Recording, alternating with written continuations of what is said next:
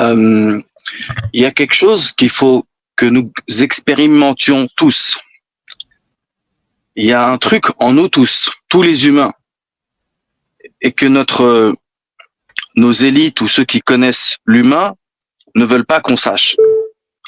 On est tous de l'énergie, tous. Tout à l'heure, tu parlais de la cime, et moi, je te rejoins là-dessus, et je développe cette idée de cime aussi. De mon côté, dans mon petit coin, j'adhère à ce concept de cime. On est tous de l'énergie. Le Wi-Fi, la connexion avec laquelle on est lié aujourd'hui, c'est une onde, c'est une énergie, mais on la voit pas. Mais pourtant, elle est bien là. Moi, je suis dans ma voiture à Paris, toi, tu es à Marseille, l'autre, on est tous dans des endroits différents, mais pourtant, on est connectés.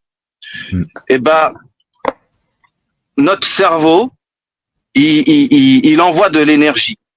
À partir du moment, moi, je vous invite à expérimenter ce truc, vous avez l'intention, vous y croyez ardemment à votre attention, vous verbalisez et que vous passez direct à l'action, je vous jure qu'il se passe quelque chose. Et il n'y a rien qui t'arrête. Et on ne veut pas qu'on sache ça. Notre intention, notre cerveau, notre esprit est hacké par la distraction de ce monde. Ce monde nous distrait, ne veut pas que tu sois connecté. Tu es à table, mais tu n'es pas là. Tu es dans le lit avec ta meuf, mais tu n'es pas là. Tu es au travail, mais tu n'es pas là. Tu es perturbé. Les ondes, ils sont pas bien connectés. Quand vous allez prendre conscience de ce que je dis, et je pense que vous n'êtes pas bête et vous savez ce que je veux dire, quand on va bien pleinement prendre conscience de ça, on est inarrêtable. Parce qu'après tout, cette vie, elle va passer. Hein. Que tu sois riche, que tu sois pauvre, que tu sois con, que tu sois noir, que tu sois ce que tu veux, un jour tu vas partir. C'est l'esprit qui permet de gagner. Le combat, il se fait dans l'esprit. Tout se joue dans la tête. Et voilà, tout se joue à l'intérieur de vous.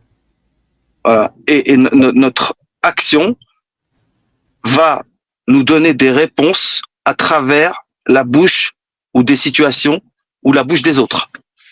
Tu auras la réponse à ta question à travers un autre. Ça prouvera, ça sera un signe de Dieu ou de l'esprit divin qui est en nous tous, qui va te donner une réponse à tes questions en fonction de ta situation propre. Et ça agit en nous. Mais on n'en a pas conscience. Et notre monde de consommation nous distrait. En gros, Albatros, en gros, tu me dis si j'ai tort ou pas, tu es en train de dire que nous, en esprit, on a un pouvoir sur la matrice. Ouais. Ok. Et moi, je pense pareil. Hein.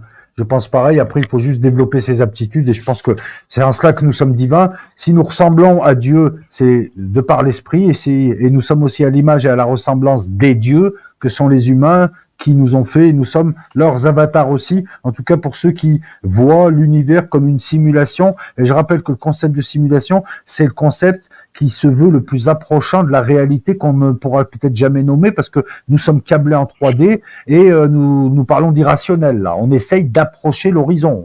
On n'y arrivera jamais. Il y a une jauge en nous. Il y a 3 jauges. 3 ou 4 jauges. Mais je vais en dire 3.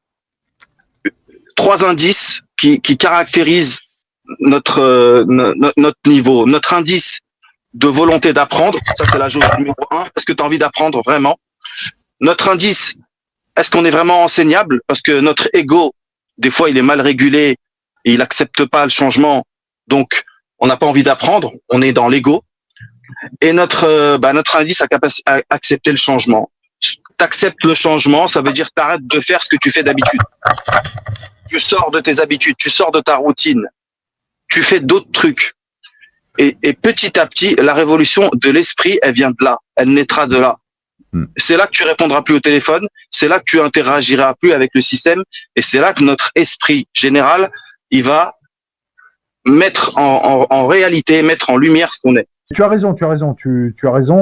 Si on arrive à décrocher du système, le système sera en péril. Ouais. Et ne pas avoir peur. N'ayez pas peur. Quand le système, il voit que tu n'interagis plus avec lui, il se bloque. Ouais, moi, c'est pareil. Moi, je réponds plus au téléphone. Moi, tu m'appelles, je te réponds pas. Tu m'écris, je te réponds pas. Tu me parles, je te réponds pas. Tu veux rentrer en interaction avec moi, faire du business avec moi, je te réponds pas. Parce que l'histoire m'a montré que t'as pas de parole, que t'es une pute, que tu donnes au plus offrant. que vous êtes des girouettes et que vous n'êtes pas si courageux que vous le prétendez. Toute l'histoire a montré que vous vous êtes battus contre des faibles, contre des mecs qui étaient à poil, qui avaient rien. Et là, le monde se réveille. Le monde se réveille. Le monde voit qui vous êtes.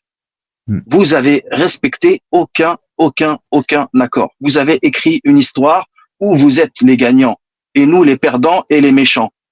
Ça, c'est terminé. Maintenant, comme tu dis, ouais, c'est déjà fait. Ce constat, on l'a déjà fait plusieurs fois. Il faut leur rentrer dans l'art. D'une manière ou d'une autre, il faut leur rentrer dans l'art et ne plus les calculer. Ou alors, quand on les calcule, c'est pour leur rentrer dans l'art. C'est tout. On discute plus. C'est pas pour faire des bisous. C'est pas pour faire des bisous. C'est pas pour te rembourser ta dette. Ou c'est pas pour faire chercher un arrangement avec toi pour coucher avec toi ce soir. C'est mort. Toi et moi, c'est mort. Si nous parlons, c'est pour convaincre encore ceux qui peut-être encore se sont fait leurrer. Mais pour les autres, il faut leur rentrer dans l'art. C'est fini. C'est tout. Fini. Toi, tu travailles toute ta vie, tu payes ce que tu as pu payer, tu as fait ce que tu as pu faire, tu y as cru un petit peu à essayer d'avoir une belle vie, mais on ne donne pas la possibilité d'avoir une bonne vie. Il y a des privilégiés. Moi, le monde où je bosse, moi, c'est l'exemple type de ce que je raconte. C'est ma réalité. Il y a deux mondes. Il y a des mecs, ils ont des privilèges, ils ont des droits, et t'en as, c'est des laissés pour compte, c'est de la merde. Vos vies à tous n'ont pas de valeur à leurs yeux. Nous n'avons aucune valeur à leurs yeux. On est des fourmis, nous sommes des consommables. Vous êtes là pour payer une dette et vous êtes là pour réaliser le rêve d'un autre. Vous n'êtes même pas là pour réaliser vos rêves. Donc reprenez vos vies en main, arrêtez d'avoir peur et agissez. Faites un petit truc, cassez-leur les couilles. Mais ne restez pas immobile à constater, à faire des constats. Les constats, on les connaît. On les connaît tous. Faut pas rester comme ça. Faut que ça bouge. Faut qu'il se passe un truc qui va faire que ça va changer significativement. Voilà. Et quel que soit votre niveau, quel que soit où vous en êtes dans votre vie, je m'en fous. Moi, je juge personne, chiite, sunnite, renois, blanc, quel que soit ton statut. Et maintenant, il n'y a pas de chiite, il n'y a pas de sunnite, il n'y a pas de catholique, il y a des riches et il y a des pauvres.